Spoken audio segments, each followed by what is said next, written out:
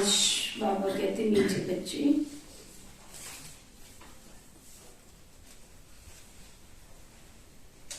बाप समान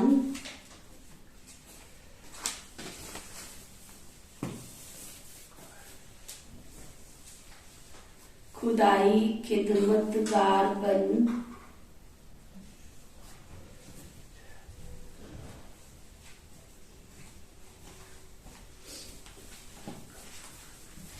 आसुरी सोसाइटी को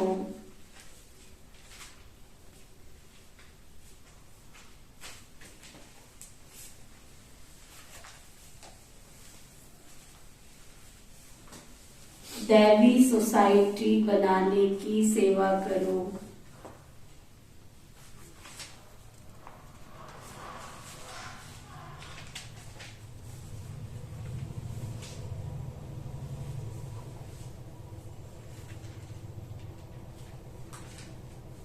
सर्विस का शौक रखो।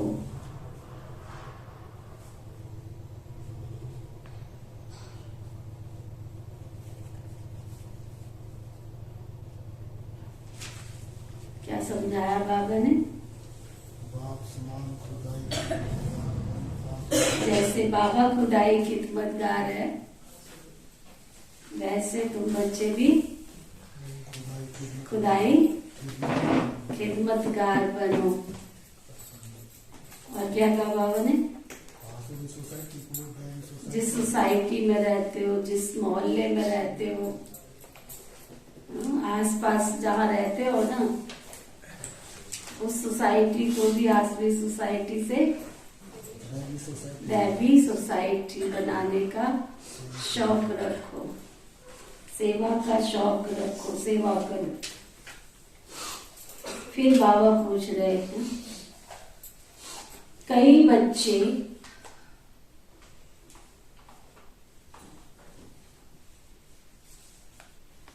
पुरानी दुनिया को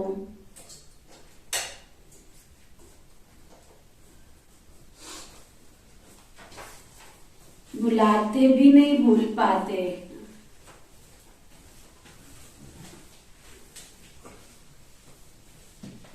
बुलाना चाहते हैं परंतु फिर भी भुला नहीं पाते।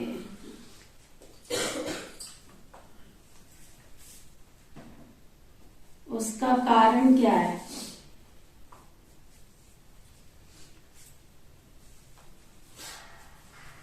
बाबा के घर में आ रहे हैं, सत्य से अवगत भी हो गए हैं, और ये भी अंदर समझ में आ रहा है कि पुरानी दुनिया किसी भी काम की नहीं है।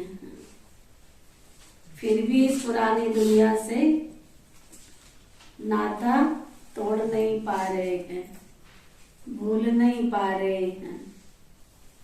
तो बाबा कहते हैं उसका कारण क्या है? पहली बात तो पूछो अपने आप से, भूलना चाहते हैं? हाँ? चाहते हैं। कौन कौन भूलना चाहते हैं? तो क्यों नहीं भूल पा रहे हैं? हाँ?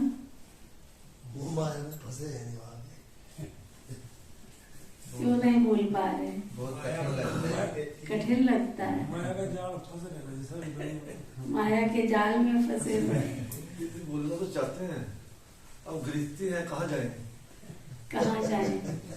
तो बाबा ने ये तो कहा ही नहीं है गृहस्थी छोड़नी है, जाना तो कहीं नहीं है। और बाबा को बिल्कुल पसंद नहीं है। क्योंकि जंगल में नहीं जा सकते नहीं। तो बाबा को तो पसंद नहीं है कि जंगल में जाओ। बाबा तो जंगल क्या है, आश्रम पे भी रहने के लिए नहीं छुट्टी देता है। जंगल तो बहुत दूर की बात है। वो कहता है घर में रहना है। तुमने बच्चे पैदा किए हैं तो अनाथ बनाने के लिए थोड़े ही किए थे, परवरिश तो करनी है उनकी। तभी तो दौड़ते हैं यहाँ से बच्चों को स्कूल में छोड़ने के लिए। वो भले दौड़ो, बाबा ने कहा ड्यूटी है तुम्हारी, वो तुम्हारा फर्ज है। ड्यूटी निभाना और बुलाना दोनों में बहुत फर्क है। और ऑफिस में ड्यूटी करने जाते हो, वहां थोड़ी ड्यूटी उसको लेकर के घर आ जाते हो। ऑफिस को ऑफिस का काम ऑफिस में छोड़ के आ जाते हो ना, कि घर पे भी लेके आ जाते हो।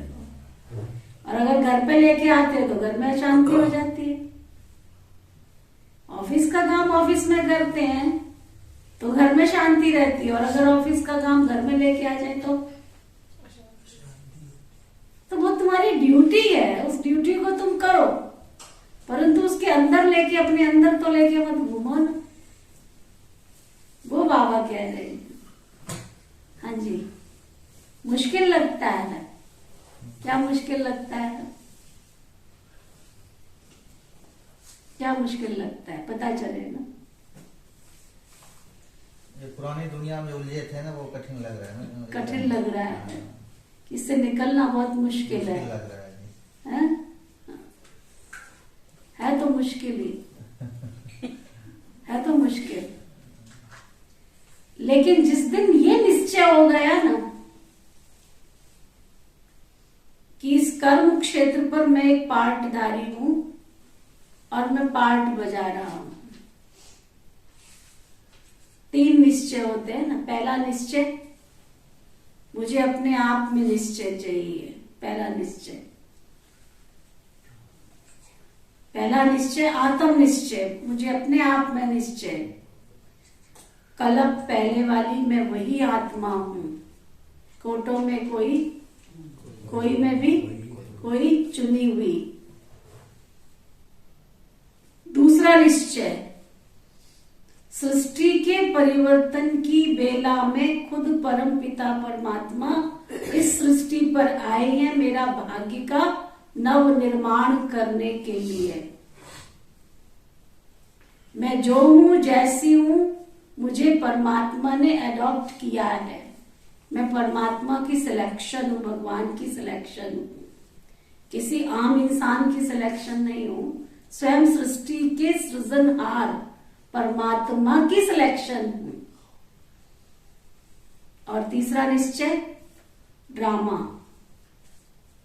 जो हुआ वो भी अच्छा, जो हो रहा है वो भी अच्छा, और जो होगा वो भी अच्छा। ड्रामा में जो कुछ चल रहा है एक्यूरेट चल रहा है।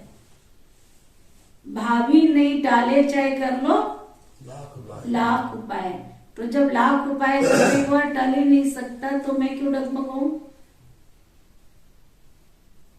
मैं क्यों डगमगाऊं? मेरे चाहने से और नहीं चाहने से कुछ होगा क्या? मेरे चाहने से हो नहीं सकता, नहीं चाहने से हो नहीं सकता है, तो मैं डगमग क्यों हूं? तो आत्म निश्चय, परमात्म निश्चय और ड्रामा पर निश्चय, ये 3 निश्चय पक्के करके चलेगी ना जो ब्राह्मण आत्मा, वो भी भटकेगी नहीं, उसको मुश्किल नहीं लगेगा। मुश्किल तो है, क्योंकि बगलों के बीच में हंस अकेला रहे तो क्या होगा? बगलों के बीच में हंस अकेला रहे तो क्या होगा? मुश्किल तो होगा ही ना। नेचुरल सी बात है ना, ये तो दिक्कत है सारी। नेचुरल सी बात है ना। चारों तरफ बगुले ही बगले और उसके बीच में एक हंस बैठा है। लेकिन अब घर तो छोड़ के बाबा ने छुट्टी दी नहीं है, रहना तो उसके बीच में ही है। तो नंबर भी तो उसी के मिल रहे हैं ना, पेपर के और किसके नंबर मिल रहे हैं? एग्जाम हॉल में बैठे हैं ना हम, उनका ड्रामा में जो पार्ट है वो बजा रहे हैं, मेरा ड्रामा में पार्ट है, मैं एक्यूरेट बजाऊं। दूसरी बात सहज करने की, मुझे परमात्मा की पहचान मिली है। सृष्टि पर आए हुए परम पिता परमात्मा की पहचान मुझे मिली है, मेरे बच्चों को तो नहीं मिली है ना। मेरे पति को, मेरी पत्नी को, जो भी परिवार के सदस्य हैं, मेरा बहन है, भाई है, सास है, ससुर जी है, जो भी है, अगर उनको भगवान की पहचान होती तो वो भी तो यही होते ना तुम्हारे जैसे। उनको पहचान नहीं है ना, तो उनके ऊपर हमारे को क्या होना चाहिए? तरस आना चाहिए, दया आनी चाहिए ना, उनके ऊपर गुस्सा थोड़ी आना चाहिए। तो जब आपके अंदर तरस आएगा तो कोई मतलब मन में वो नहीं, मुश्किल लगेगा, क्योंकि रहम की भावना है ना। हमें भगवान की पहचान मिली है, इन विचारों को तो भगवान की पहचान नहीं है ना। और करत करत अभ्यास के जड़मत होत ज्ञान। आपके अभ्यास से, आपकी चाल से, आपकी चलन से, आपके व्यवहार से, आपके परिवर्तन से आज नहीं तो कल क्या करेंगे, वो आपको भी पुश करेंगे, जाओ जाओ, बहुत अच्छा जाओ। आपको सहयोगी बन करके सहयोग देंगे, साथ देंगे। तो इसलिए पहला कदम तो हिम्मत का उठाना पड़ेगा, मुझे उठाना पड़ेगा ना। चले थे अकेले कारवा बनता चला गया। मैं घर की पहली इकाई हूं ना।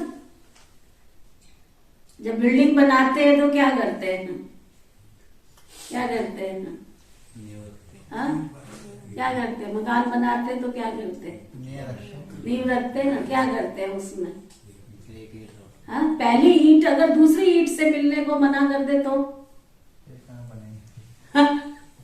बनेगा क्या। तो इस संसार को हमने स्वर्णिम संसार बनाना है, इस संसार को हमने सुखमय संसार बनाना है, अपने घर को, परिवार को हमने स्वर्ग बनाना है।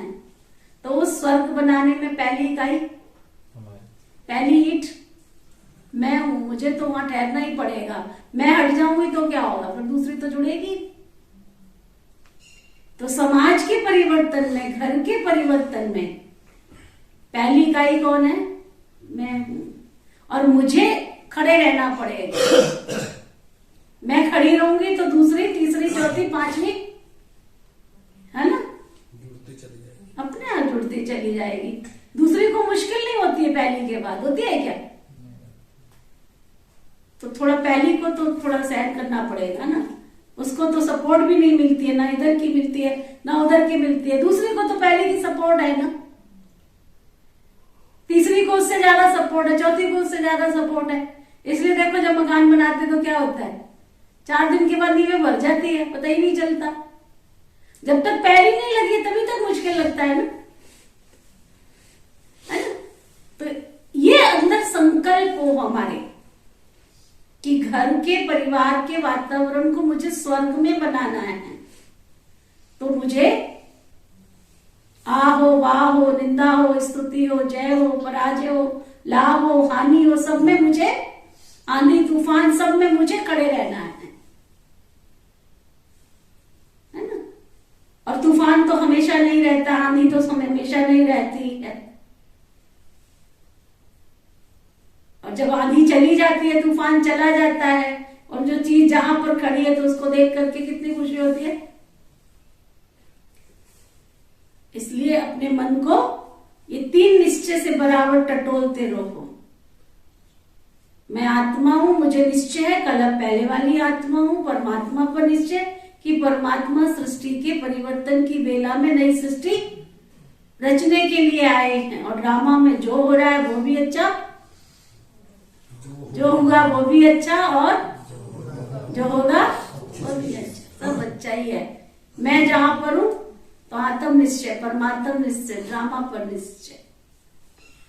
ठीक है।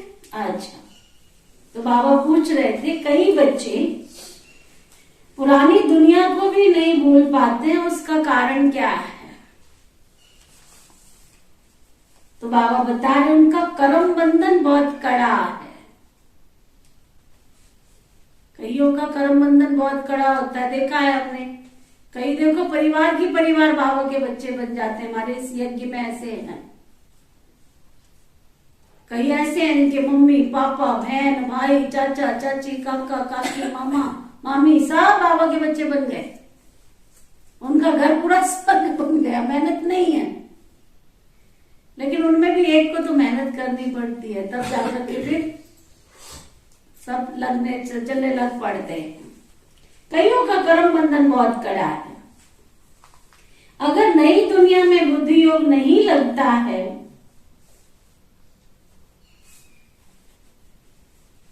बुद्धि बार बार पुरानी दुनिया की तरफ भागती रहती है।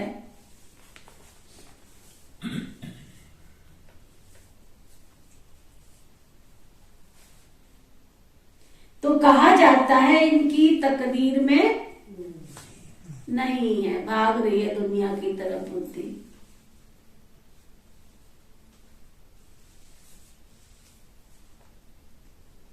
आप सोचो ना, परसेंटेज देखो ना, 550 करोड़ 600 करोड़ में से बाबा को केवल कितने चाहिए सतयुग में?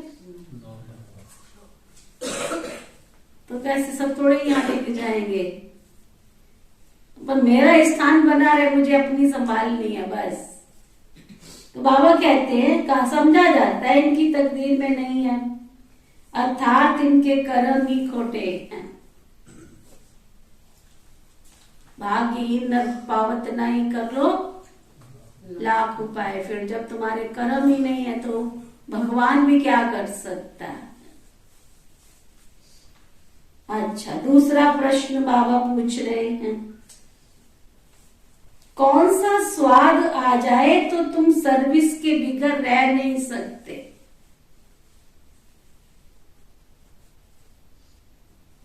ये भी अंदर का स्वाद होता है, चस्का। किसी चीज का चस्का लग जाए,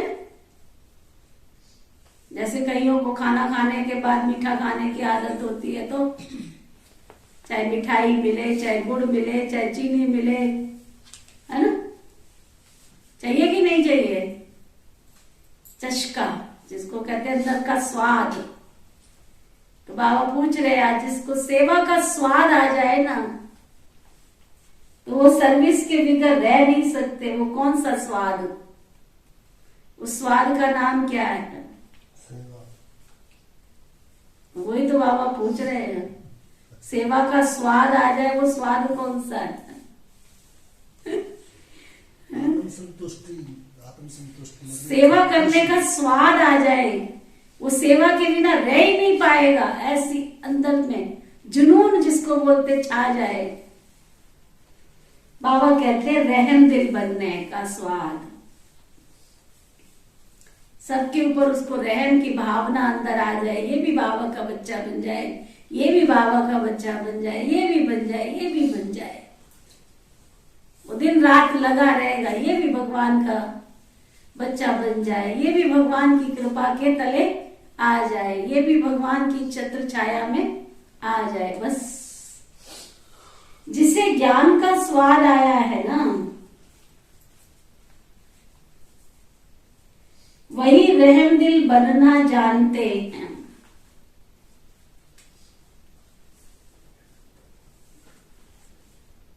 रहम दिल बच्चे सर्विस के बिगड़ रह ही नहीं सकते।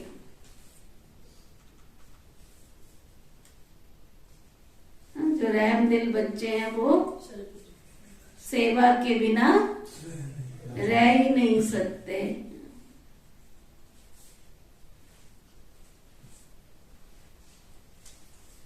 समझ में आए दोनों प्रश्न? सेवा, सेवा करो, कल्याण, सबका कल्याण करने की भावना हो अंदर, इसका भी कल्याण हो जाए। हे ईश्वर, इसको भी गत मत दे दो, इसकी भी सदगति कर दो। गीत है, तू प्यार का सागर है। भक्ति में गीत गाते थे, ईश्वर तू प्यार का सागर है, तेरी एक बूंद के प्यासे। अब में एक बूंद के प्यासे हैं कि सागर मिल गया है? जो कहते हैं एक बूंद के प्यासे वो हाथ उठाओ, जो कहते हैं सागर मिल गया वो हाथ उठाओ। मिल गया है ना? तो सागर के प्यार में सागर में डूबे रहो। ओम शांति। यह तो अक्षर सुने हैं, तू प्यार का सागर है। तुम बच्चे जानते हो कि ये बाप सबसे प्यारा है। सबसे प्यारा कौन? शिव बाबा। शिव बाबा से प्यारी संसार में कोई और चीज, वस्तु, व्यक्ति, वस्तु, वैभव, है ना? इसलिए शिव बाबा की महिमा में क्या कहते हैं? सत्यम शिवम सुंदरम।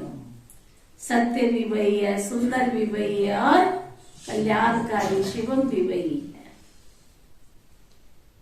तुम बच्चे जानते हो ये बाप सबसे प्यारा है। बाबा को जब याद करते हैं तो वर्षा याद आ जाता है। जिसको बाबा याद आएगा ना, निश्चय हो जाएगा। जिसको बाबा याद आएगा, जिसको निश्चय हो जाएगा, उसकी निशानी क्या होगी? खुशी, है ना, उसके चेहरे पर क्या होगा? संतुष्टि, हाँ, खुशी। खुशी जैसी खुराक नहीं और चिंता जैसा रोग नहीं। फिर लोग पूछेंगे कौन सी चक्की का आटा खाते हो तुम? वो डॉक्टर है ना अपना अम्बाला में, क्या नाम है निजो डॉक्टर का? शारदा रंजन जी। जब माउंट आबू गए ना तो वहां सब दीदियों को उन्होंने देखा।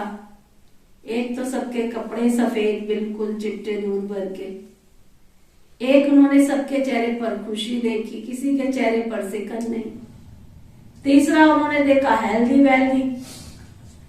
सुना, कहती कौन सी चक्की का आटा खाती हैं ब्रह्मा कुमारियां?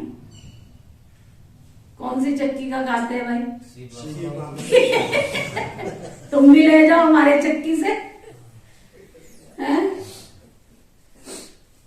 तो वहां की जो है ना, राजीव गांधी जी माउंट आबू आने वाले थे तो वहां की एसडीएम थी, लेडी एसडीएम थी। हम उसी समय सेवा में लगे थे, तैयार कर रहे थे हॉल। तो वो आके बहनों को पूछती, एक बात बताओ, तुम लोग जो साबुन लगाते हो ना कपड़े का, वो कोई विशेष होता है क्या? सबके कपड़े चिट्टे दूध भर के एकदम। तुम भी ले जाओ हमारे से साबुन, कुछ तो करो। आटा चाहिए, आटा ले जाओ। कौन सी चक्की का खाते हो? अरे खुशी जैसी खुराक नहीं और चिंता जैसा रोग नहीं। जिसको ईश्वर मिला हो तो उसके चेहरे पर तो क्या खुशी खुशी है ना। भक्त प्रहलाद जी तो ईश्वर की याद में कष्ट सहन करके संसार से चले गए। मीरा ईश्वर की याद में नाचती हुई पग गुरु बांध मीरा नाची रे चली गई। हमें तो शिव बाबा प्रत्यक्ष मिले हुए हैं। हमारी तो सुबह ही उनके साथ होती है और रात भी उनके साथ भी होती है और दिन भी उनके साथ बीतता जाता है। तो खुश क्यों ना हो भाई? तब कहा खुशी जैसी खुराक नहीं, क्या शालू? खुशी जैसी खुराक नहीं और चिंता जैसा रोग नहीं। जिसको बाबा याद आएगा, निश्चय हो जाएगा, तो जरूर खुशी तो होगी। यूं तो शिव मंदिर में भी जाते हैं तो शिवलिंग को शिव बाबा ही कहते हैं, परंतु उनको इतनी खुशी क्यों नहीं होती? वह तो शिवलिंग पर दूध फल फूल आदि चढ़ाते हैं। तुमको तो कोई दूध फल चढ़ाने की भी दरकार नहीं है। निराकार भगवान वह तो पिता हुआ ना। भक्तों को तो भगवान व रचयिता भी है, उन्होंने इस मनुष्य सृष्टि को रचा है। यह भी गाया जाता है उनकी भक्ति करते हुए, जितना तुम बच्चों को खुशी का पारा चढ़ता है ना, उतना और किसी को चढ़ता नहीं है। भगवान का नाम सुनने से ही तुम्हारे तो रोमांच खड़े हो जाते हैं। बुद्धि में आता है बाबा से हमको बाप के घर का भी वर्षा मिलता है और बाप की मिल्कियत का भी वर्षा मिलता है। बाबा का भी वर्षा मिलता है और बाप की मिल्कियत का भी वर्षा मिलता है। बच्चा तो बाप के घर में ही जन्म लेता है ना, इसमें कोई अदली बदली नहीं हो सकती है। जायदाद का कारखाना, जमीनें आदि बाहर में इधर उधर रहती हैं। भले घर में घर भी जायदाद है, परंतु प्रॉपर्टी फिरती गिरती अदली बदली होती रहती है। घर को अचल संपत्ति कहा जाता है, प्रॉपर्टी तो चल संपत्ति कहा जाता है। तुम बच्चे जानते हो हम बाबा के घर के मालिक बनते हैं। इतनी बात बाबा ने क्यों समझाई कि दुनिया में दो तरह की संपत्ति होती है, एक होती है अचल संपत्ति और एक अचल संपत्ति। तो हमारी अचल संपत्ति कौन सी है? परम धाम। परम धाम से हम आए थे और वापस हमको अपने घर परम धाम में जाना, वो अदली बदली नहीं हो सकता। लेकिन इस सृष्टि पर जब हम आए थे तो ये सृष्टि कभी स्वर्ग बनती है, कभी नर्क बनती है। अब बाबा इसको फिर से नर्क से स्वर्ग बना रहे। तुम बच्चे जानते हो कि हम बाप के घर के मालिक बनते हैं, जो कभी बदल सदल नहीं हो सकता है। स्वीट होम की बदल सदल नहीं होगी, बाकी राजाई तो कितनी अदल बदल सदल होती रहती है। वो अचल है और वो अचल है। मुक्ति धाम अचल है, यहाँ तो अदली बदली होती है। सूर्यवंशी से चंद्रवंशी वैश्यवंशी में आते हैं। सुना, पहले सूर्यवंशी थे, फिर चंद्रवंशी में आए, फिर वैश्यवंशी बने। मुक्ति और जीवन मुक्ति तुम बच्चे बाबा की प्रॉपर्टी के, तुम बच्चे क्या अपने बाप की प्रॉपर्टी के मालिक बनते हो। जानते हो बाबा की जो अचल संपत्ति है उनके तो सब मालिक बनते हैं, बाकी जो चल संपत्ति है वह तो बच्चों को नंबरवार मिलती है।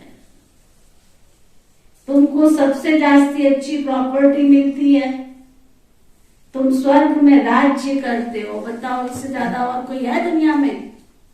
कोई तुमको कितना भी दे देगा, लेकिन स्वर्ग दे सकता है? या स्वर्ग जैसा महल कोई दे सकता है? कोई चांदी का गिलास दे देगा, सोने का थाल भी दे देगा, हीरे की अंगूठी भी पहना देगा, लेकिन महल देगा सोने चांदी हीरे मोती का? इस संसार के करोड़पति अरबपति का जिनका लिस्ट में नाम है, उनके पास भी उनके पास सोने हीरे चांदी का महल है? भले वो सोने के बर्तनों में खाते होंगे, चांदी के बर्तनों में कहाँ पानी पीते होंगे, परंतु महल है सोने चांदी का। नोटों का बंडल है ना, वो भी चूहे खाए जाते हैं गोडाउन में, है ना। तो ये तो बाबा कहते क्या है, देखा नहीं? जब नोटबंदी हुई तो नदियों के किनारे क्या मिले, और यही सोना होता तो कम से कम, लेकिन सोने की भी कीमत विनाश के समय पे नहीं होनी है, ये भी याद रखना। बाबा ने क्या दिया है, जब विनाश होगा चारों तरफ हाहाकार मचेगा है ना, उस समय तुम्हारा जोड़ा हुआ धन, तुम्हारी जोड़ी हुई संपत्ति, जोड़ा हुआ अनाज कुछ भी काम में नहीं आएगा, कुछ भी माना कुछ भी काम नहीं आएगा। विषैली हवाएं चलेगी, अनाज सब विषैला हो जाएगा ना। चारों तरफ पानी भी पीने को नहीं मिलेगा, क्योंकि पानी भी विषैला हो जाएगा।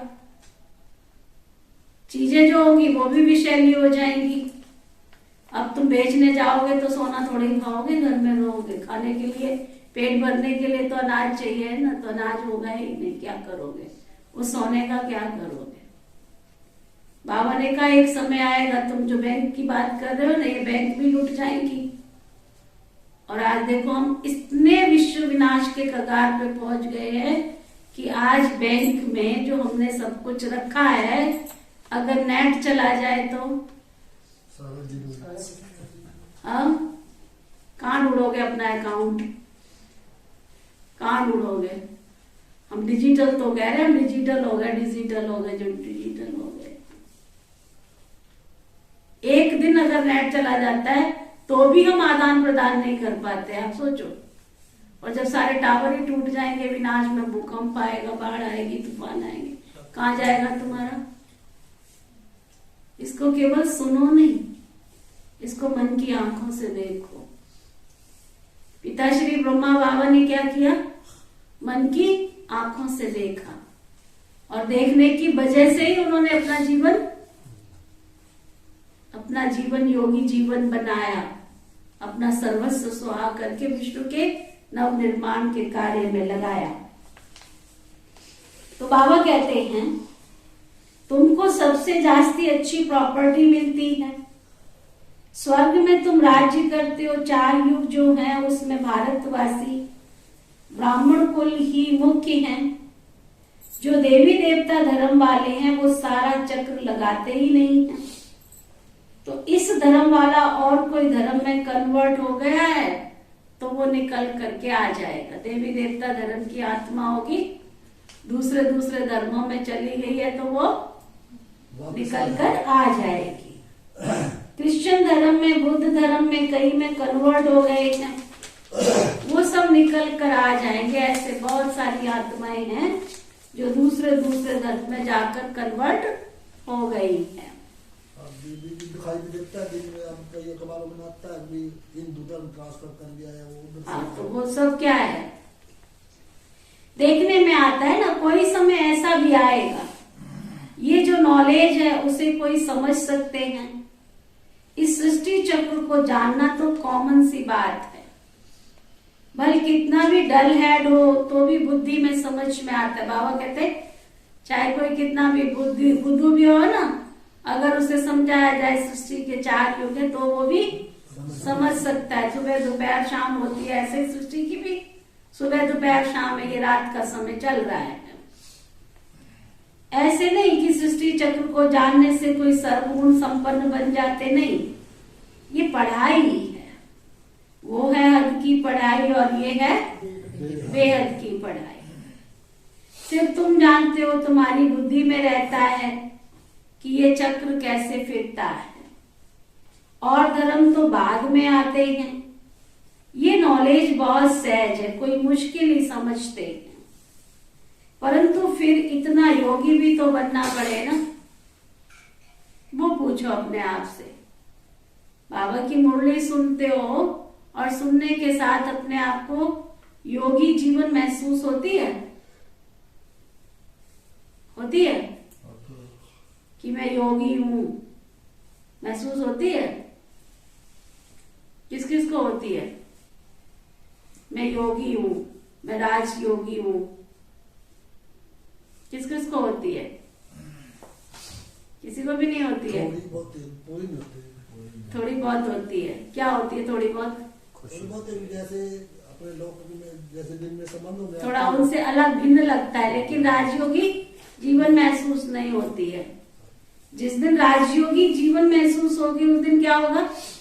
कर्म इंद्रियों पर कंट्रोल हो जाएगा, आंखें मेरे अनुसार काम करेंगी, जिस चीज को मैं देखना चाहता हूँ सिर्फ वही मुझे दिखाई देगा। राजयोगी जीवन की निशानी है पहली, जो वो सोचना चाहता है वही सोचेगा। ये नहीं है कि वो सोच कुछ और रहा है और देख कुछ और रहा है, नहीं। उसकी कर्म इंद्री उसके अनुसार कार्य करेगी, जो वो सोच रहा है वही उसको दिखाई दे रहा है। जो सुनना नहीं चाहता है, ऐसा नहीं कि जबरदस्ती कोई उसके कान में डाल देगा, नहीं वो तो ऐसे ही था, हम जा रहे थे ना, फिर वो दोनों जने बातें कर रहे थे ना तो हमारे कान में चला गया। उसके कान में इतना कंट्रोल होगा कि ऐसी वैसी बात उसके कान सुनेंगे ही नहीं, अंदर जाएगी नहीं बात उसके कान में, है ना। उसको कहते हैं योगी जीवन। कान उसके जो वो बाबा की श्रीमत के अनुसार सुनना चाहता है वही सुनेंगे, जो वो देखना चाहता है वही उसको दिखाई देगा, जहां वो जाना चाहता है वही उसके कदम जाएंगे, जो बोलना चाहता है मुख से वही शब्द उसके मुख से निकलेंगे। ये नहीं वो कहेगा आके मेरे मन में भाव नहीं था, मेरे मुंह से निकल गया। उसको कहते हैं योगी जीवन, योगी, राजयोगी। और जब तक हम राजयोगी नहीं बनेंगे जब तक मैं अपनी कर्म इंद्रियों का राजा नहीं बनाऊं तब तक राजाओं का राजा बनूंगा क्या? सिंपल सी बात है। वो कहते हैं एक माता का बेटा है ना, गुड़ बहुत खाता था, गई एक महात्मा जी के पास में, कहती है महात्मा जी मेरा बेटा बहुत गुड़ खाता है, मैं इसका छुड़ाना बहुत मुश्किल हो गया है, सारा दिन गुड़ खत्म कर देता, गुड़ की डेली खाता रहता है। उन्होंने उन्होंने कहा 1 हफ्ते के बाद आना। महात्मा जी ने कहा 1 हफ्ते के बाद आना। 1 हफ्ते के बाद आना, ठीक है भाई। 1 हफ्ते के बाद गई। बोला 1 हफ्ते के बाद महात्मा जी, फिर बुलाया उसको, बेटे को बुलाया, इधर आ बेटा, देख गुड़ खाना बुरी बात है, गुड़ नहीं खाना, रोज गुड़ नहीं खाना है, गुड़ अच्छी बात नहीं है खाना। वैसे खाओ, थोड़ा बहुत खाओ, लेकिन रोज नहीं खाना, इतना सारा गुड़ नहीं खाना, रोज नहीं खाना। गुड़िया सोचने लगी, वो माता सोचने लगी, इतनी सी बात कहनी थी तो महात्मा जी पहले ही कह देते। तो बेटे को तो भेज दिया। कहती महात्मा जी एक बात बताओ, इतनी सी बात आपने बोल ली थी, 7 दिन लगा दी। कहता देख माता, गुड़ तो पहले मैं बहुत खाता था। 7 दिन मैंने क्या किया, पहले मैंने गुड़ छोड़ा, कि छोड़ सकता हूं या नहीं। पहले मैंने अभ्यास किया, मैं छोड़ सकता हूं कि नहीं। जब मैंने देखा कि हाँ मैं छोड़ सकता हूं और मैंने छोड़ा, तो मैं इसको कहने का अधिकारी। हम बाबा के घर में आ रहे हैं, ज्ञान अच्छा लग रहा है, योग अच्छा लग रहा है, बाबा की मुरली अच्छी लग रही है, धारणाएं अच्छी लग रही है, लेकिन अगर मैं उन धारणाओं पे नहीं चल रहा हूं तो मैं किसी को कह नहीं सकता हूं। कहेंगे तो असर नहीं होगा उसका उसके ऊपर। तो योगी जीवन का मतलब है अपने अंदर आचरण में लाना। ब्रह्मा कुमार कुमारी माना ब्रह्मा के बताए हुए आचरण पर चलने वाले, उसको कहते हैं ब्रह्मा कुमार कुमारी। और जो ब्रह्मा कुमार कुमारी बनेगा वही तो स्वर्ग का अधिकारी बनेगा। है कोई मुश्किल नहीं, सिर्फ यहाँ समझने की बात है। जिस दिन मुझे समझ में आ गया कि इस संसार में आत्मा में आई भी अकेली थी, जाना भी अकेला है, तो मुश्किल क्या है। हाँ जी, ये समझ में आ गया फिर तो कोई मुश्किल नहीं है। कोई मुश्किल नहीं है। आई भी अकेली थी, जाना भी अकेले है। अरे पहले के जमाने में लोग साल साल भर तक रोते थे, आज तो हाँ तुम्हारी अर्थी पड़ी हुई है, जेब टटोलना शुरू कर देते हैं कि तुम्हारी अर्थी में पड़ा क्या है, तुम्हारी जेब में है ना। तकिए में भी देख लेते हैं, बिस्तर में भी टटोल लेते हैं। बाबा जी विचार दिन पहले तो बता देते जी कि आज के बच्चे क्या चाहते हैं कि कभी ये मरे कब हमको प्रॉपर्टी मिले। अब उनके पीछे मैं कहूँ कि बहुत मुश्किल है, 100% रॉन्ग। हाँ, सुख देना है। बाबा ने कभी भी अपनी लाइफ में, ब्रह्मा बाबा जब साकार में थे, बाबा को ये बिल्कुल पसंद नहीं था। बाबा के घर में अगर नौकर भी कोई काम करता था, वो भी बच्चे की तरह रहता था। बाबा का ये भाव नहीं है। जिन बच्चों को आपने जन्म दिया उनकी परवरिश करना आपका कर्तव्य, आपकी ड्यूटी, आपका फर्ज है। लेकिन उनके कारण अपने कर्तव्य, अपना फर्ज भूल जाओ, ये नहीं तो बात, वो गलत है बस। और हम यही करते हैं कि उनके पीछे हम अपना भविष्य भूल जाते हैं। ड्यूटी ड्यूटी की जगह है, कर्तव्य कर्तव्य की जगह है, मेरा अधिकार मेरे अधिकार की जगह है। हर चीज का एक लिमिट दायरा है, उस दायरे के अंदर रह के चलो, उसी को योगी जीवन कहा जाता है ना। मैनेजमेंट, और मैनेजमेंट क्या होती है, हर चीज को मैनेज करके चलना, सुव्यवस्थित करके चलना। अगर हाथ की जगह आंख होती, आंख की जगह हाथ होता, सोचो जरा, विचार करो कैसा लगता। तो परमात्मा ने जो ये शरीर बना के दिया है, ये भी व्यवस्थित है, पूरा व्यवस्थित दिया है। अगर आंखें या हाथ में होती तो सारा हाथ ऐसे करते रहना पड़ता, लेकिन आंखें अपने ठिकाने पे दे रखी है। अगर यहाँ नहीं होती, सोचो जरा क्या होता। अगर यहाँ नहीं होती, पीछे होती तो फ्रंट में दे रखी है। तो परमात्मा की बनाई हुई सृष्टि में सब कुछ सुव्यवस्थित है, और सब कुछ क्या प्रक्रिया के अनुसार चल रहा है। बीज धरती में डालते हैं, बीज धरती में डालते हैं, बीज जब नाचीज बन जाती है, अपने आप का हाँ, अपना अस्तित्व खो देता है, तब उसमें से जीवन निकलता है। अगर बीज कहे मैं नहीं, मैं क्यों मिलूंगा धरती, मैं तो नहीं चाहता, फिर वैसे का वैसे सोचो जरा सारी सृष्टि कैसे होगी। तो बीज जब नाचीज बन जाती है तब उसमें से वृक्ष निकलता है, और वृक्ष भी है ना, फूल निकलता है। प्रक्रिया है, हर चीज की प्रक्रिया है। फूल निकलता है, फूल में से फिर फल निकलता है, और फल में से भी फल तब तैयार होता है जब पहले वो अपने अंदर बीज का निर्माण करता है। मैंने ग्रस्त बनाया है, अच्छी बात है, लेकिन ग्रस्त छोड़ने का ज्ञान परमात्मा ने नहीं दिया। हाँ, ग्रस्त में रहते हुए नाचीज बनने की बात जरूर कही है उसने, कि तुमने अगर ग्रस्त बनाया है तो तुम्हें एक बार त्याग करना पड़ेगा, घर ग्रस्त में रहते हुए भी। जब तुम नाचीज बन जाओगे, मानो तुम्हें बेटे से कोई शिकायत नहीं, बेटी से कोई शिकायत नहीं, तुम्हें परिवार के किसी सदस्य से कोई गिला शिकवा शिकायत नहीं, क्योंकि तुम हो ही नहीं ना। तुम्हारा अस्तित्व क्या है, तुमने परिवार बनाया है, तुम्हारा फर्ज है, तुम्हारी ड्यूटी है, तुम्हारा कर्तव्य है। और उसके बाद उस परिवार में फूल की न्याय, फूल क्या करता है, फूल का जीवन सौंदर्य है, सुंदरता है।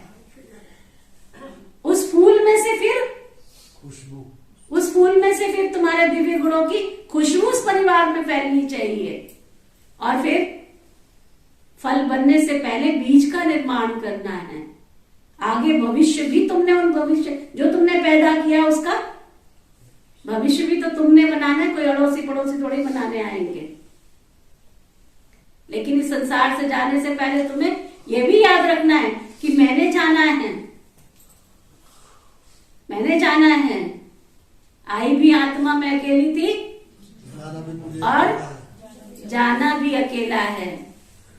ये महल और ये चौबारे यही रह जाएंगे सारे। यही रह जाएंगे सारे। ये ज्ञान भी, कंसेप्ट भी मुझे यहाँ क्लियर रखना है, फिर कोई भटकन नहीं रहेगी। सुना? तो बाबा कहते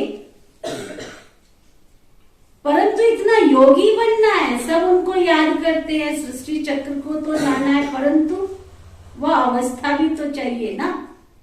सर्वगुण संपन्न बनने में अच्छी मेहनत लगती है। कोई ना कोई विघ्न तो निकल ही पड़ते हैं, कोई ना कोई विघ्न तो आएंगे ना।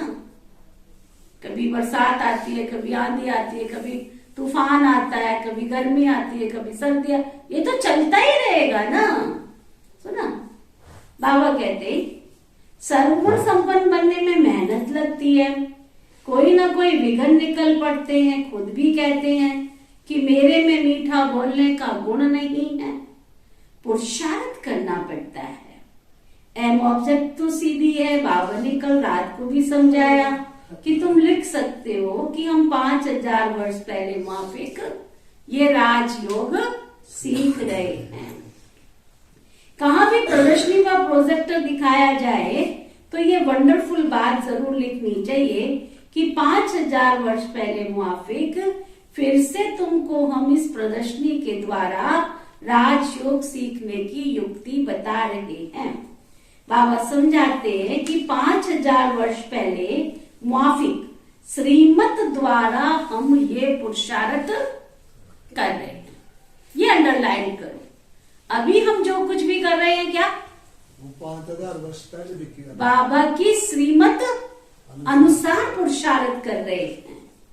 वह तो कहते कल्प की आयु लाखों वर्ष है, कलयुग तो अभी बच्चा है। बाबा कहते तुम कहते हो हम 5000 वर्ष पहले माफिक दैवी स्वराज्य पद पाने के लिए पुरुषार्थ कर रहे हैं, तो मनुष्य वंडर खाएंगे कि ये क्या लिखते हैं। अगर कहें कि सतयुग को लाखों वर्ष हुए तो पूछो देवताओं की इतनी आदमशुमारी कहाँ है। हिंदुओं की आदमशुमारी कम निकलती है। हिंदू और धर्मों में कन्वर्ट हो गए हैं। हिंदू ही कितने मुसलमान बने होंगे। उनको शेख कहते हैं, ऐसे भी बहुत हैं। कोई तो अपने को आदि सनातन देवी देवता धर्म का मानते भी नहीं है। आदि सनातन हिंदू धर्म कह देते हैं, परंतु हिंदू धर्म तो सनातन था ही नहीं। तुम अखबार में भी डाल सकते हो, मैगजीन की बात ही नहीं है। अखबारें तो लाखों की अंदाज में छपती हैं। हाँ, वो पैसे तो बहुत लेते हैं। समझाने से वो भी डाल सकते हैं, चक्र भी डाल सकते हैं। बाबा ने जो प्रश्न लिखा था कि गीता का भगवान श्री कृष्ण है या शिव, वह भी अखबार में डाल सकते हैं। कभी खर्चे पर डालते हैं, कभी लॉन पर देते हैं। बड़ी बड़ी अच्छी अखबारों में डालो, परंतु हमेशा पढ़े तब मनुष्यों की आंखें खुले ना। एक बार डाला, कोई ने पढ़ा, कोई ने नहीं पढ़ा। रोज डालने से मनुष्यों की आंखें खुलेंगी, फिर आकर के ज्ञान समझेंगे। बाबा कहते एक नहीं, आखिर वो दिन आएगा जब सब आकर के इस ज्ञान को समझेंगे। पुरुषार्थ करने में मेहनत तो लगती है ना, बहुत माया के तूफान आते हैं, मेहनत है ना। अखबार में डालना, प्रदर्शनी करना, प्रदर्शनी तो एक गांव में होगी, अखबार तो चारों ओर जाती है। सारा दिन बच्चे सर्विस का ख्यालात चलते रहना चाहिए, वर्णन करना पड़ता है ना, क्या किया जाए, कैसे सर्विस को आगे बढ़ाया जाए। तुम हो बाबा के कौन? तुम हो बाबा के कौन? कौन हो? कौन बैठे हो सभी यहाँ पर? बच्चे। कौन से वाले बच्चे? बाबा कहते तुम हो बाबा के सच्चे सच्चे खुदाई खिदमतगार बच्चे, खुदाई खिदमतगार। सोसाइटी की सर्विस करना, ये भी एक खिदमत है। जिस कॉलोनी में रहते हो, जिस मोहल्ले में रहते हो, वहां की सेवा करना, ये भी तुम्हारा फर्ज है। तुम बच्चे जानते हो कि वह सब आश्रित सोसाइटी है, अब उनको दैवी सोसाइटी बनाना है। सुन रहे भाई जी, आपका प्रोग्राम रहता है अभी, ये कह के किया था दीदी, थोड़े दिन के बाद मैं यहाँ कराऊंगा। दीदी जी वो तो आपने उसमें तो जोड़ा था जी। गोलमाल नहीं करना है, नहीं भाई गोलमाल नहीं करना है। तुम बच्चे जानते हो वह सब आश्रित सोसाइटी है, अब उनको दैवी सोसाइटी बनाना है। सारी दुनिया की सोसाइटी को स्वर्ग में, क्या कोई अंदर जा रही है बात? सारी दुनिया की सोसाइटी को क्या करना है? स्वर्ग में पहुंचाना है। सारी दुनिया का बेड़ा गर्क है। दुनिया पहले स्वर्ग थी, अभी नर्क बन गई है। ये चक्र कैसे फिरता रहता है? ड्रामा है ना। जब स्वर्ग है तब नर्क नहीं, कहाँ चला गया? तो ड्रामा को फिरना ही है, ये चैतन्य ड्रामा है ना। सेकंड बाय सेकंड जो एक्ट होती है ये तुम्हारी बुद्धि में है, और कोई तो इन बातों को समझ नहीं सकते। ड्रामा को समझ जाए तो फिर ठहरना चाहिए यहाँ पर, है ना। बाबा कहते हैं अगर ज्ञान समझ में आ जाए तो ठहरना चाहिए यहाँ पर, है ना। कल्प पहले बाबा कहते हैं, कल्प लाखों वर्ष का बता देते हैं। स्वास्थ्य का भी बिल्कुल ठीक निकाला हुआ है, स्वास्थ्य की पूजा भी करते हैं, परंतु उनको पता नहीं है क्या चीज है, अर्थ कुछ भी नहीं जानते। तो ये चक्र समझाना पड़ता है। तुम्हारी बुद्धि में ये चक्र फिरता रहता है। तुम कहते हो मनुष्य से देवता, नर से नारायण बन रहे हैं। ये राजयोग है ना। क्या बन रहे हम? मनुष्य से देवता, नर से नारायण। मनुष्य से देवता और नर से नारायण, ये राजयोग है ना। त्रिमूर्ति का चित्र सारा दिन बुद्धि में रहता। ब्रह्मा द्वारा विष्णुपुरी की राजाई मिलती है, शंकर के द्वारा आश्रित सृष्टि खलास होती है। बस बुद्धि में यही ख्यालात चलते रहे। बहुत खुशी में रहना होता है। बाबा बहुत सुंदर लॉकेट बनवा रहे हैं। ये बाबा ने बहुत सुंदर, हाँ बाबा जब ब्रह्मा बाबा थे ना साकार में, बहुत अच्छी अच्छी चीजें बाबा बनवाते रहते थे। बाबा कहते हैं ये लॉकेट बनवा रहे जिससे तुम बहुत अच्छी रीति समझा सकते हो। जो बहुत बड़ी चीज नहीं लेके जा सकते, किसी को भी समझाना है, देखो इस बैच के अंदर आगे श्री लक्ष्मी नारायण है, पीछे तेरी मूर्ति है, तुम इसी को लेके समझा दो, ये तुम्हारा लक्ष्य है। और सिर्फ बाबा क्या कर रहे हैं? ब्रह्मा के द्वारा स्थापना, शंकर के द्वारा पुरानी दुनिया का परिवर्तन और विष्णु के द्वारा नई दुनिया की पालना। गीता का ज्ञान पूरा छोटे से लॉकेट में आ गया। तो बाबा कहते तुम्हारा सारा दिन सर्विस का ख्यालात चलना चाहिए। बैग में ये चित्र लगवा सकते हो, त्रिमूर्ति और चक्र। भल लक्ष्मी नारायण के चित्र में भी सब कुछ है, श्री कृष्ण का भी है, सिर्फ चक्र में नहीं है। एक चित्र में सब चीजें कहाँ तक डाल सकते हैं, इसलिए वो फिर समझाया जाता है। बाबा की बुद्धि तो सारा दिन चलती रहती है कि लक्ष्मी नारायण का मंदिर बहुत अच्छा बनाते हैं, श्री कृष्ण के मंदिर भी बहुत अच्छे बने हुए हैं, परंतु ये किसको पता ही नहीं है कि लक्ष्मी नारायण और राधे कृष्ण कौन है, यही नहीं पता। तुमको अब कितनी नॉलेज मिली है, तो बच्चे तुमको कितनी नॉलेज मिली है? जो कहते हैं हमको बहुत नॉलेज मिली है वो हाथ उठाओ। हाँ, मिली नहीं है, नॉलेज नहीं मिली है। हाँ, थोड़ी मिली है, थोड़ी थोड़ी मिल रही है। अच्छा, फिर थोड़ी मिली है तो थोड़ी मिली है तो कुछ नहीं होना है, तो ना से तो अच्छा है, कुछ तो मिली है। मेहनत कर रहे हैं। अच्छा बाबा कहते तुमको कितनी नॉलेज मिली है तो तुमको कितनी खुशी होनी चाहिए। सुना, कितनी खुशी होनी चाहिए। कहाँ भी जाकर तुम सर्विस कर सकते हो, श्रीनाथ द्वारे पर भी जाकर समझा सकते हो, जाकर ट्रस्टी लोगों को समझाओ। कास्केट पर भी कोई बड़े आदमी को समझाने से बहुत खुशी होगी। कास्केट मतलब ये बाबा का जो चित्र है ना, जो बाबा का ये कास्केट लाइट वाला, इसको कास्केट बोलते हैं। तो बाबा कहते कहाँ भी जाकर समझा सकते हैं, समझेंगे ये तो जैसे भगवान स्वयं रूप धारण करके समझा रहे हैं। कोई बच्चों में सर्विस का बहुत शौक रहता है, कोई बच्चों में सर्विस का बहुत शौक है। आप में से किसको है?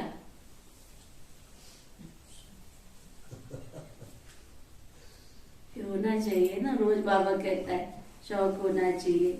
यहाँ से जाएंगे घर में क्या करेंगे?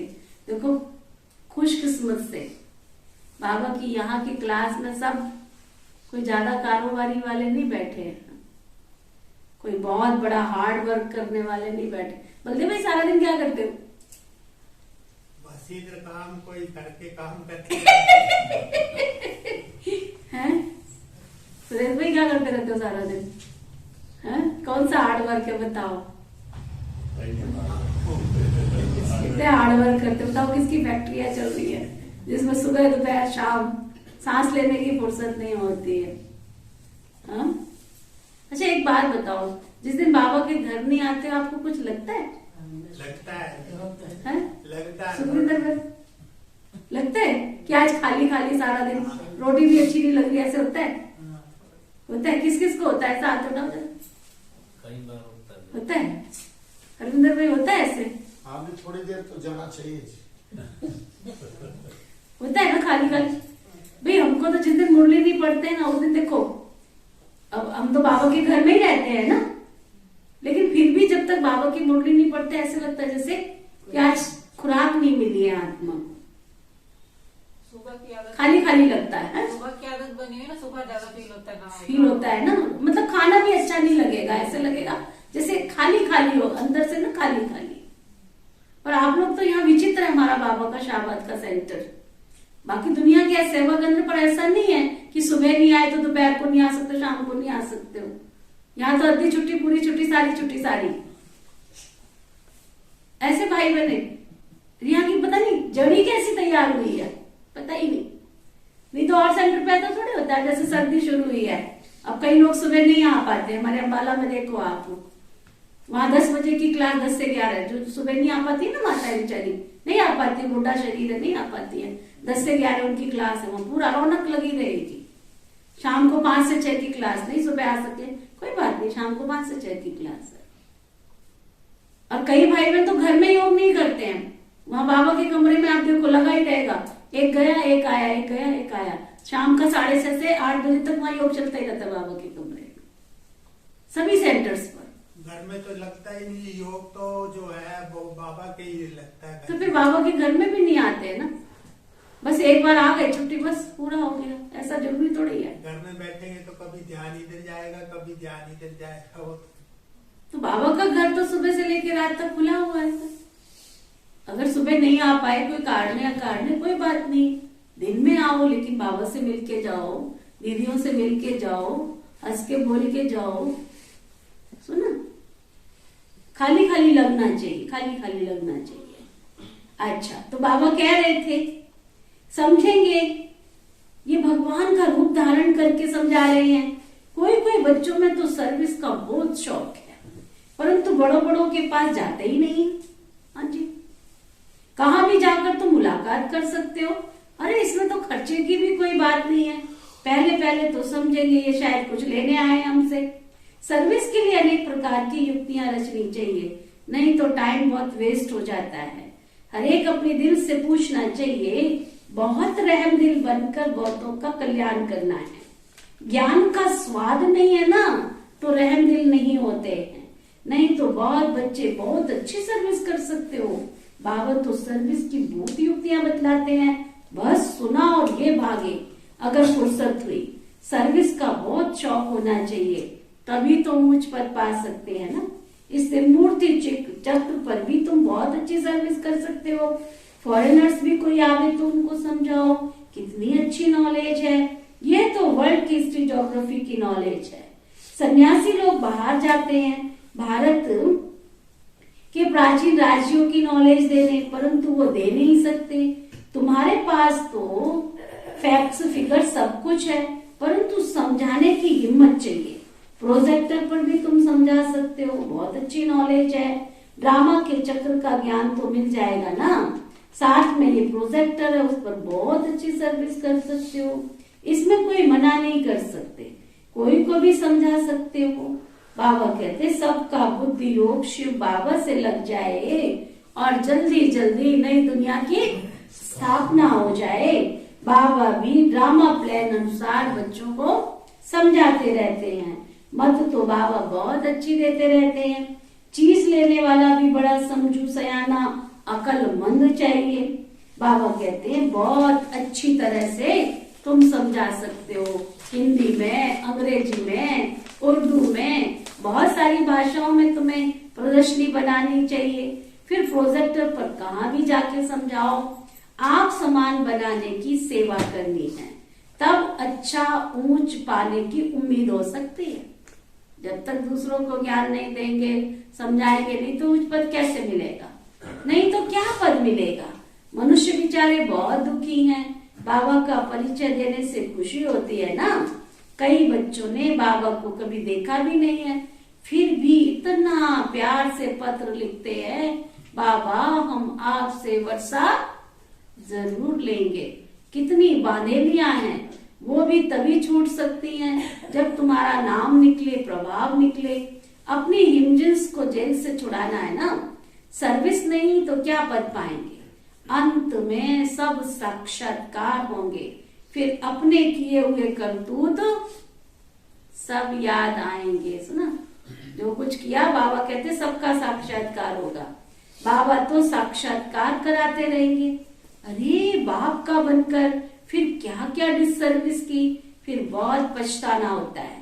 इसलिए बाबा समझाते रहते हैं बच्चे कि सर्विस पर अच्छी रीति लगना है। बाबा को तो अच्छी अच्छी बच्चियां चाहिए सर्विस करने वाली। सुना, विचार करना चाहिए बाबा की सर्विस में क्या मदद करें जो हमारे स्वराज्य की जल्दी से स्थापना हो जाए। सर्विस का शौक पूरा होना चाहिए। सर्विसेबल बच्चों को पत्थर बुद्धि से पारस बुद्धि बनाने में कितना माथा मारना पड़ता है, कम बात नहीं है। फिर भी बच्चों को कितनी खुशी होनी चाहिए कि हम स्वर्ग का वर्षा बाबा से ले रहे हैं, परंतु है तो गुप्त ना। कर्म बंधन का भी हिसाब किताब बहुत कड़ा है, जो पुरानी दुनिया को भूलते ही नहीं है। धूल छाई में जाकर फिर बुद्धि योग लटक जाता, नई दुनिया में लगता ही नहीं है। इसको कहा जाता है जिसके कर्म ही खोटे हैं तो उसकी तकदीर कौन बनावे। समझा? अच्छा, मीठे मीठे सिखिलने बच्चों प्रति माता पिता बाप दादा का याद प्यार और गुड मॉर्निंग रूहानी बाकी रूहानी बच्चों को नमस्ते। हम सब रूहानी बच्चों की सिकवा प्रेम से नमस्ते नमस्ते नमस्ते जी। धारणा के लिए मुख्य सार, आज के लिए होमवर्क, आप समान बनाने की सेवा करनी है ना? सबको आप समान बनाने की सेवा करनी है।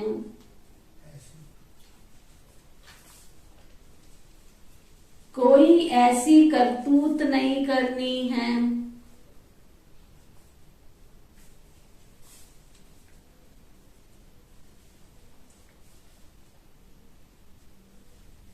जिसकी सजा खानी पड़े ना। कोई भी ऐसा कर्म नहीं करना जिससे कोई सजा खानी पड़े। बहुत बहुत मीठा बनने का पुरुषार्थ करना है।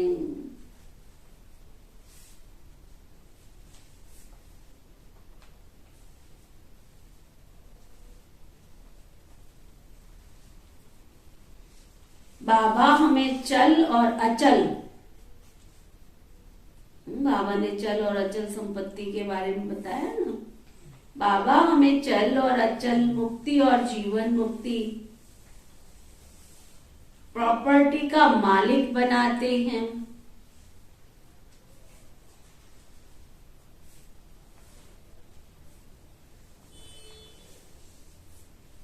इसी खुशी और नशे में रहना है।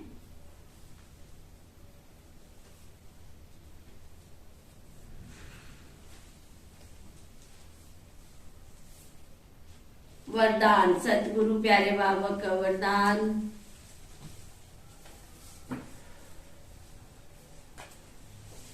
वाणी के साथ वृत्ति द्वारा रूहानी वाइब्रेशन फैलाने की सेवा करने वाले डबल सेवाधारी भव। वाणी के साथ वृत्ति द्वारा रूहानी वाइब्रेशन फैलाने की सेवा करने वाले डबल सेवाधारी भव ना। वाणी से सेवा करो लेकिन अंदर वाइब्रेशन भी प्योर रखने हैं, सबका भला हो। वाणी के साथ वृत्ति द्वारा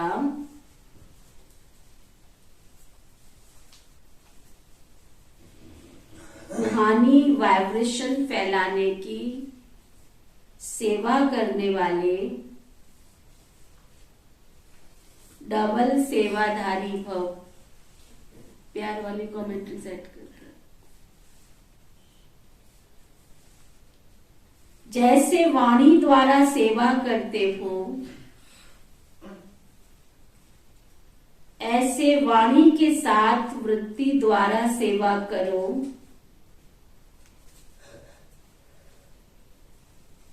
तो फास्ट सेवा होगी,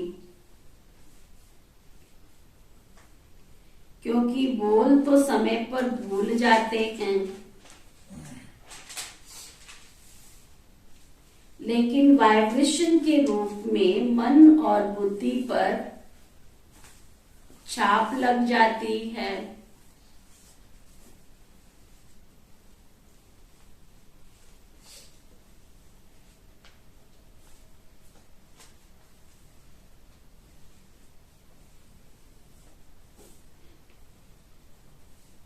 तो ये सेवा करने के लिए वृत्ति में किसी के लिए भी व्यर्थ वाइब्रेशन ना हो। व्यर्थ वाइब्रेशन रूहानी वाइब्रेशन के आगे एक दीवार बन जाती है। इसलिए मन बुद्धि को व्यर्थ वाइब्रेशन से मुक्त रखो, तब डबल सेवा कर सकेंगे। स्लोगन, फरियाद करने की बजाय ना सारा दिन फरियाद करने, फरियाद माना मांगते रहना भगवान से, ये कर दो, वो कर दो, वो कर दो। तो फरियाद करने की बजाय याद में रहो तो सर्व अधिकार मिल जाएंगे।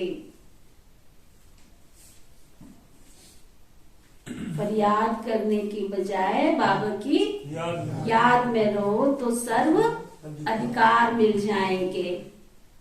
तो आज का रूहानी इंजेक्शन, मैं सर्व अधिकार प्राप्त करने वाली अधिकारी आत्मा हूँ। सर्व अधिकार प्राप्त करने वाली अधिकारी आत्मा हूँ। ओम शांति शांति शांति।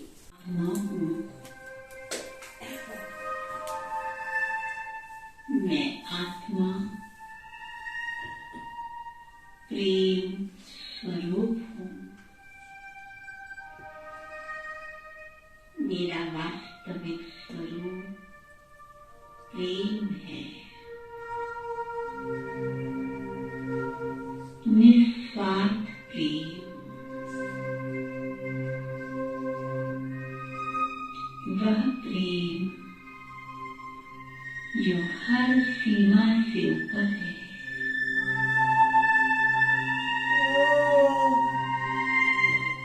वह प्रेम जो हर बंधन से मुक्त है।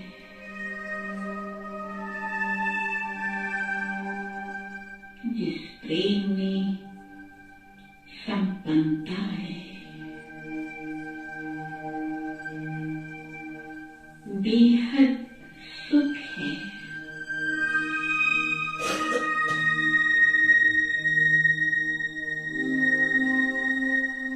प्रेम की उन्मुक्त धारा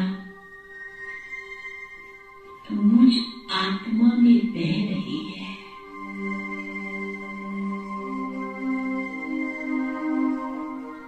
सर्वप्रथम मैं आत्मा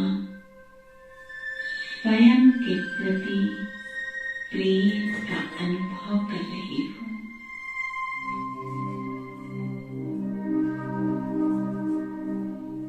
मैं आत्मा जो हूँ, जैसी हूँ, स्वयं को स्वीकार कर संतुष्ट हूँ।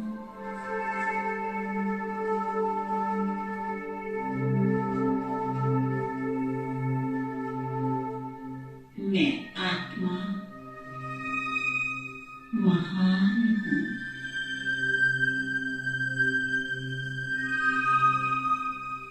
अपने गुणों को सामने रख इन्हें देने वाले शिव बाबा के प्रति आज मेरा हृदय कृतार्थ हो रहा है। मेरे मन में शिव बाबा के प्रति बेहद स्नेह का एक सागर उमड़ रहा है।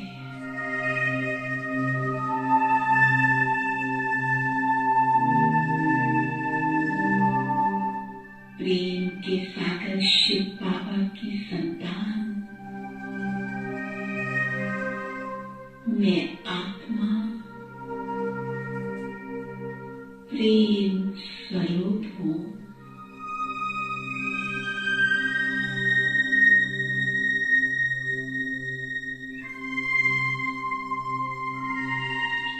मेरे पिता शिव बाबा भी कितने महान प्रेम के सागर हैं।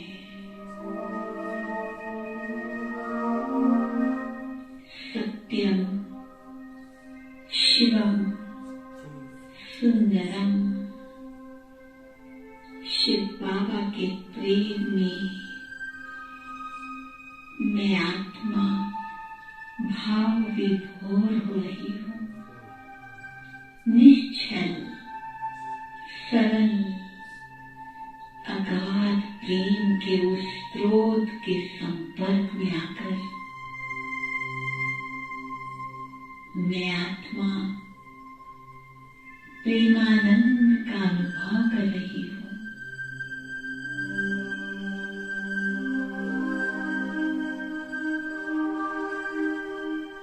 अब मैंने पहचान लिया है कि प्रेम की शक्ति कितनी महान है। प्रेम तो पत्थर को भी पानी कर सकता है।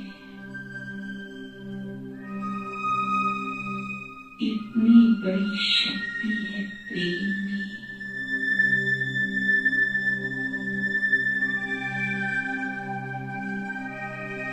प्रेम की प्रकंपन अब मैं विश्व की आत्माओं तक पहुंचा रही हूँ।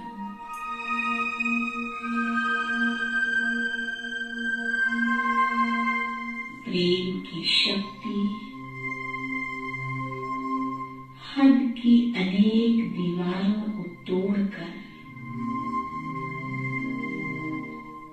सर्व आत्माओं को एकता के सूत्र में बांध सकती है।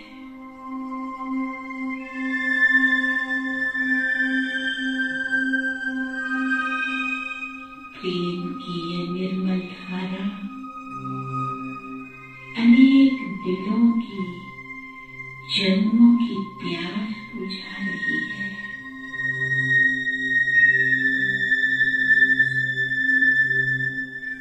वसुधैव कुटुंबकम के स्वप्न को साकार करने वाली यह प्रेम की शक्ति सर्वत्र फैल रही है।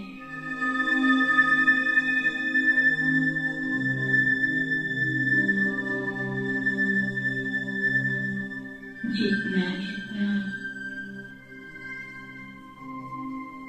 मैं आत्मा इस प्रेम के प्रकाश को फैला रही हूँ,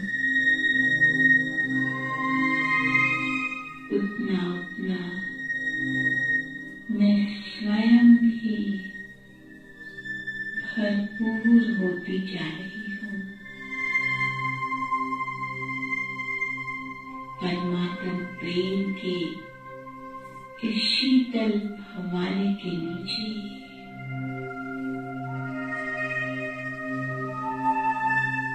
मुझ आत्मा की जन्म जन्म की प्यास बुझ रही है।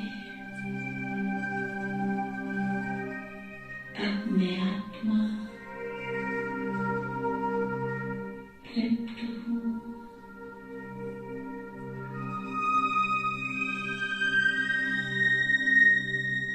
मैं आत्मा स्वयं को अपनी वास्तविकता के करीब अनुभव कर रही हूँ।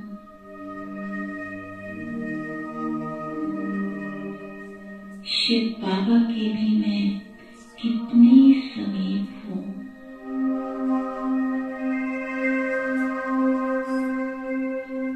प्रेम के सागर के साथ का ये अनुभव मुझे धन्य धन्य कर रहा है।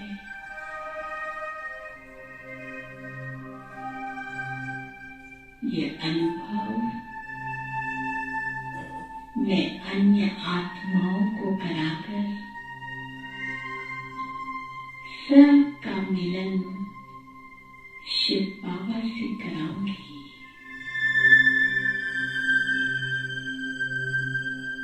जिससे पुनः वही स्नेहमयी दुनिया इस धरा पर आ सकेगी जिसका हम इंतजार